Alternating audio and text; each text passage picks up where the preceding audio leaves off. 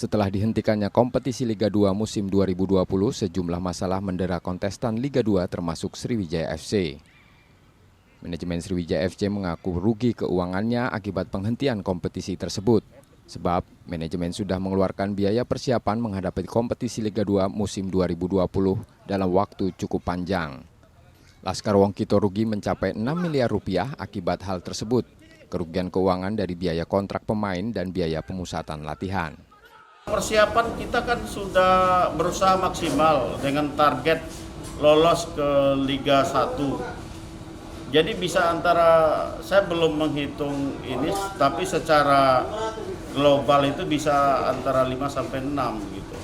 Karena kontrak pemain itu kan berjalan, walaupun persentasenya berkurang, tapi itu kan semuanya kan harus kita bayar. Hotel harus kita bayar, catering harus kita bayar. Di tahun 2020 kita juga uji coba ke Pulau Jawa. Itu kan semua biaya. Kompetisi Liga 1 dan 2 musim 2020 dihentikan setelah melalui rapat Komite Eksekutif PSSI. Nur Muhammad, Kompas TV Palembang, Sumatera Selatan. Awal-awal kan foto-fotonya kan biasa-biasa lumayan.